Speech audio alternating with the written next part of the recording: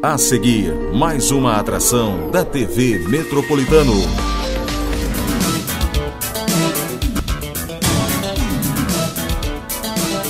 Olá, Metrópole. Olá, empreendedores. Olá, futuros empreendedores.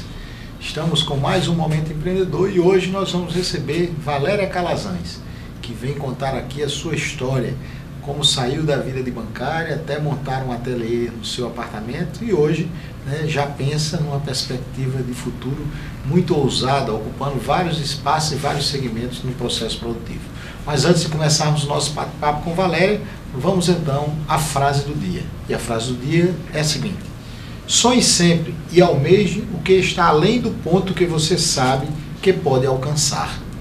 Não se preocupe com os seus contemporâneos, nem com os seus antecessores. Tente ser melhor que você mesmo. William Faulkner. Muito bem, é sempre importante você acreditar em você, acreditar naquilo que você pode fazer. Vamos então conversar um pouco com Valéria e ver um pouco da sua história. E aí, Valéria, eu preciso conhecer a sua história e aí eu quero saber do princípio. Onde você nasceu, os pais, como é que surgiu tudo? Então, eu sou de Martins, eu nasci na Serra de Martins. E meu terra pai, boa, terra fria. Cidade gostosa, cidadinha pequenininha em cima da serra. Minha mãe, a família da minha mãe é de Martins, o meu pai é de Marcelino Vieira, do Alto Oeste. Sim. E os dois se conheceram, meu pai subia a serra a cavalo na época. E fomos morar em Marcelino Vieira, né? Depois que eu nasci, morar em Marcelino Vieira. Minha infância foi em Marcelino Vieira e Martins. Daí fui morar em Campina Grande, estudei em Campina Grande. Isso com quantos anos você foi para Campina Grande? 15 anos. 15 anos. Isso. Tem algum irmão? Tem um irmão que mora em Natal hoje. E meus pais, minha mãe mora em Natal, meu pai já é falecido. Certo. E moramos todos em Natal. E aí, me conta essa história, como foram os estudos, com 15 anos? Então, eu de Campina Grande nós viemos para Natal, meu pai resolveu vir morar em Natal para juntar os filhos. Eu morava em Campina Grande e eles continuavam no interior. E viemos para Natal, continuei estudando. E seus pais faziam o que lá em Martins? Então, minha mãe sempre foi professora, diretora de escola, educadora. Meu pai mexia com agricultura, tinha fazenda, tinha terras, agricultor mesmo. E resolveu vir para Natal. Exatamente. E eles vieram fazer o quê?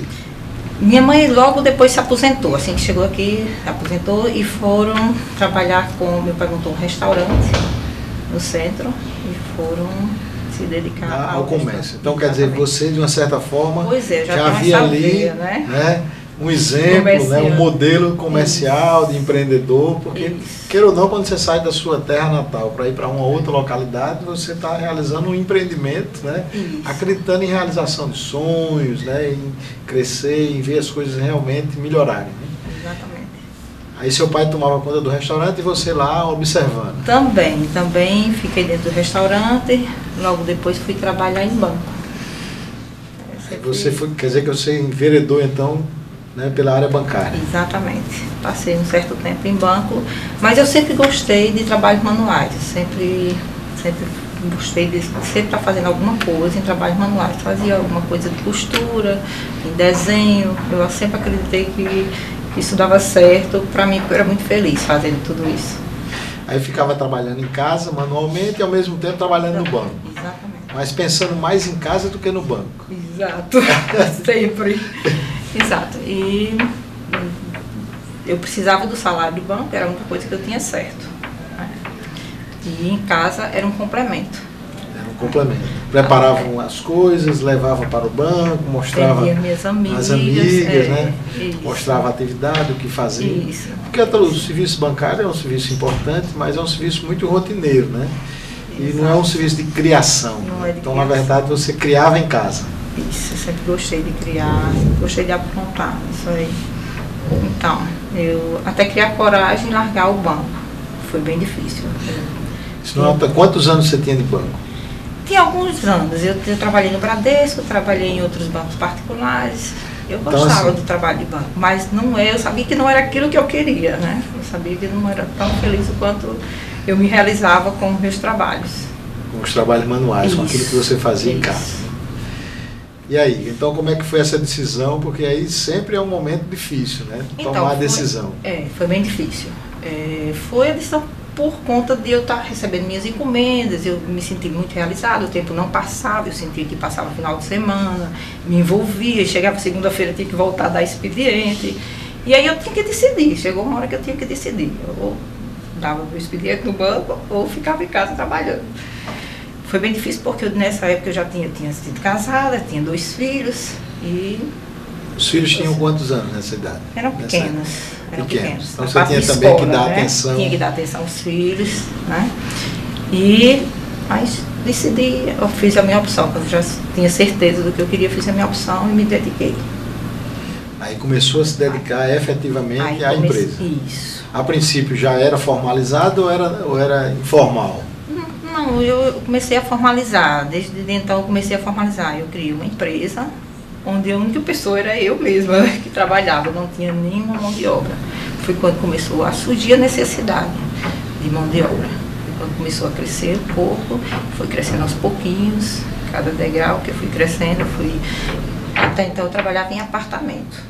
Foi quando surgiu a oportunidade e a necessidade. Você trabalha em casa mesmo, que era no seu apartamento, Isso. E você ia realizando as atividades lá no apartamento. Isso. Aí as coisas foram melhorando, foram começando a crescer, né? As encomendas começaram a chegar. Isso. E aí começaram os sonhos a ficarem maiores, né? Verdade, é verdade. Foi havendo também as necessidades. Eu sempre sonhei em galgar mais, em poder realizar outros sonhos.